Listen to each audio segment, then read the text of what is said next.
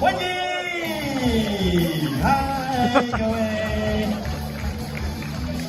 好，今天的这个造型可以说是，好嘞，来，我们一起来往这边走过来，往这边走过来。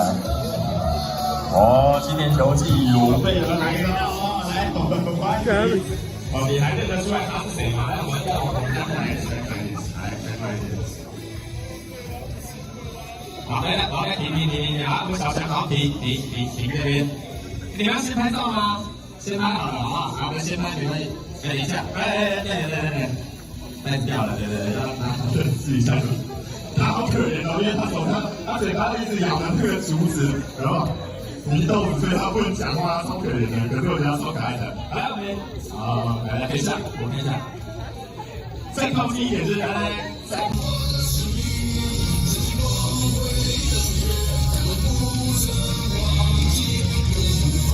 我已经看得出来有些肢体出现了严重的障碍哦。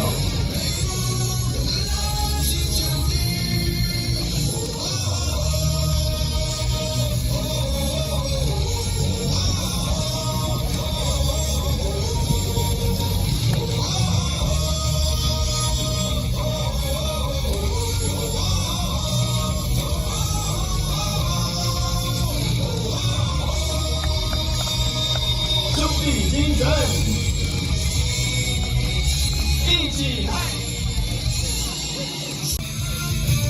好，小朋友为了大家一起来，谢谢。动作可以大一点，没关系，不要害羞，谢谢。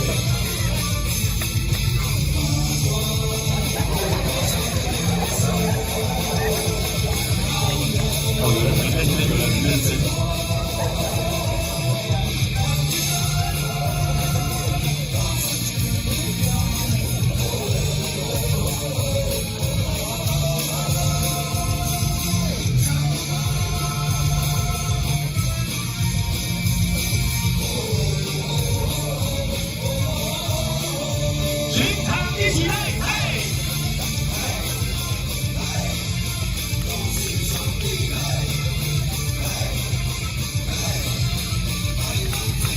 这权位不是不能挑战，不是不能挑战。如果不能挑战的话，就不会有辅助判决的设计，也不会有可以抗议的状况。但是不管是辅助判决，不管是各种抗议，它一定有一个节制，不会无限制的让你一直挑战下去，因为球队要进行，联盟的公信力也要维持。所以当裁判的问题有判决，这个大家有质疑的话，你可以抗议，你也可以要求辅助判决，对不对？辅助判决本身就是一个对原来裁判的质疑嘛。那我们现在辅助判决，是由审判小组来审查，在现场的，现场当然是有一位审判委员，一位联盟的主管还有这个。没有轮值就是在待命的这个裁判3个人所组成，他们来看他们不是现场在执行裁判业务的人所以他们讨论审视影片以后会有一个做法，就是维持原判跟改判，大概就是这样子。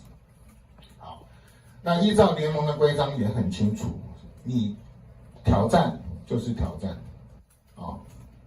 你挑战以后，已经有人在跟你 review 这个东西了。现场你再怎么样不满，依章是不可以出来抗议的。这个其实我必须要再强调我也希望我们的裁判执法上面的各种动作要干净利落，当机立断